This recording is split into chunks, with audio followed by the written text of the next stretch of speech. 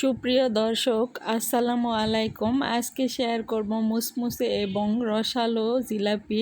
এই রেসিপিটি শুরু থেকে শেষ পর্যন্ত যদি কেউ দেখে থাকেন তাহলে যে কেউ এই রকম মুসমুসে এবং রসালো জিলাপি সহজেই বানিয়ে নিতে পারবেন ঘরে থাকা উপকরণ দিয়ে। জিলাপিগুলো হয়তো দেখে বুঝতে পারছেন যে কতটা রসালো হয়েছে এবং কতটা মুসমুসে হয়েছে।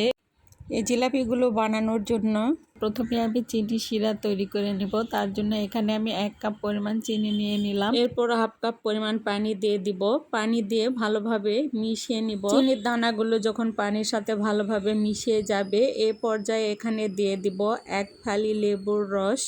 এই রসটা দিলে কিন্তু চিনির শিরাটা জমে যায় না, আর চিনিতে যে ময়লা থাকে সেটা উপরে ভেসে ওঠে। শিরাটা অনেক পরিষ্কার এবং স্বচ্ছ হয়। শিরাতে যখন এরকম বলক চলে আসবে তখনই চুলাটা অফ করে দিতে হবে, আর শিরাটা ঢাকনা দিয়ে ঢেকে রেখে দিতে হবে, তাহলে গরম থাকবে। এখন আমি জিলাপির জন্য ব্যাটার তৈরি করে নিব। তার জন্য এখানে 1 কাপ আটা নিয়েছি। এটা কিন্তু ময়দা না, আটা, আর আটাগুলো অবশ্যই চেলে নিতে হবে। তারপর এখানে দিয়ে দিব 1/2 প্যাকেট ইনো। 1 কাপ আটার জন্য লাগছে 1/2 প্যাকেট ইনো। ইনো দিয়ে ভালোভাবে আটার সঙ্গে মিশিয়ে নিব। এরপর এখানে দিয়ে দিব 2 টেবিল স্পুন সয়াবিন অয়েল। তেলটা দিয়ে আবারও ভালোভাবে মিশিয়ে নিব। ঘষে ঘষে খুব ভালোভাবে মিশিয়ে নিব। এরপর অল্প অল্প পানি মিশিয়ে একটা ব্যাটার রেডি করে নিব। জিলাপির ব্যাটারটা কিন্তু একটু মোটা হয়, মানে ভারী টাইপের। একবারে পানি দেওয়া যাবে না, বারে বারে পানি দিয়ে এই কাজটা করে নিতে হবে। পাতলা হলে কিন্তু জিলাপিটা হবে না, তাই বারে বারে পানি দিয়ে এরকম হাত দিয়ে ভালোভাবে ফেটিয়ে ফেটিয়ে একটা ব্যাটার তৈরি করে নিব। পানি সম্পূর্ণ দেয়া হয়ে গেলে 5-7 মিনিটের মতো এভাবে ফেটিয়ে নিব এই ব্যাটারটা। আর জিলাপি তৈরি করার জন্য কিন্তু এই কাজটা মোস্ট ইম্পর্টেন্ট। ফেটাতে ফেটাতে একটা পর্যায়ে ব্যাটারের থিকনেস এরকম আসলে এই ব্যাটারটাকে আমি একটা সসের বোতলে ভরে নিব। যদি কারো এরকম বোতল না থাকে তাহলে তারা যে কোনো বোতলে ভরে নিতে পারেন। ব্যাটারের থিকনেস দেখুন, ঢালার সঙ্গে সঙ্গে কিন্তু মিলিয়ে যাচ্ছে না, এরকম থিকনেস থাকবে ব্যাটারের। এখন তেল গরম করে নিব। কড়াইয়ে তেল ঢেলে দিয়ে পর্যাপ্ত গরম করে নিতে হবে। তারপর জিলাপির পেস্ট দিয়ে দিব। আমি যদিও জিলাপির পেস্ট ভালোভাবে দিতে পারি না, তো যেমনই হোক এভাবে দিয়ে দিলাম।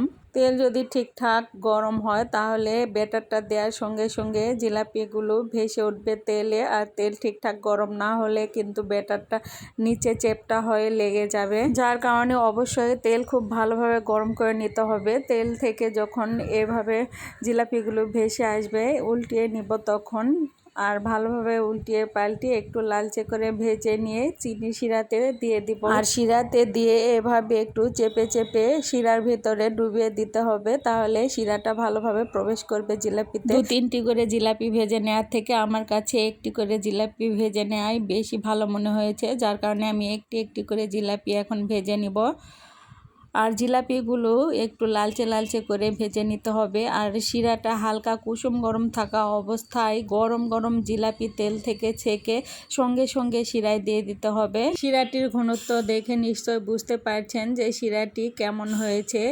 আঠালো টাইপের একটা শিরা তৈরি করে নিতে হবে। এক এক করে সবগুলো জিলাপি আমি একইভাবে ভেজে নিব এবং শিরায় ডুবিয়ে তুলে নিব।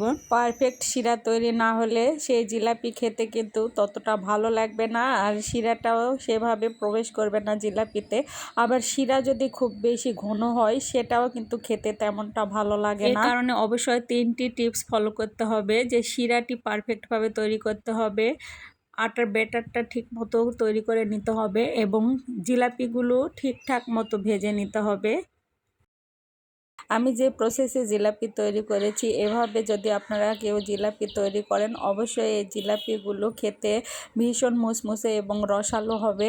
আজকের রেসিপিটি ফলো করে যে কেউ আশা করছি খুব সহজেই জিলাপি বানিয়ে নিতে পারবেন না, সেটা আটা কিংবা ময়দা দিয়েই যে শুধু জিলাপি পারফেক্ট হবে এমন না, আটা দিয়েও সঠিক প্রসেস ফলো করলে অবশ্যই জিলাপিগুলো খেতে মুসমুসে এবং রসালো হবে। এখন আপনাদেরকে একটি জিলাপি ভেঙে দেখাই যে জিলাপিগুলো কতটা মুসমুসে এবং রসালো হয়েছে। দেখতেই পাচ্ছেন খুব সুন্দরভাবে কিন্তু শিরা ভেতরে প্রবেশ করেছে, একদম মুসমুসে এবং রসালো জিলাপি হয়েছে। এরকম সহজ এবং মজার রেসিপি পেতে আমার ইউটিউব চ্যানেলটিকে সাবস্ক্রাইব করে দিবেন। আজকের মতো এ পর্যন্ত, ভালো থাকবেন সবাই, আল্লাহ হাফেজ।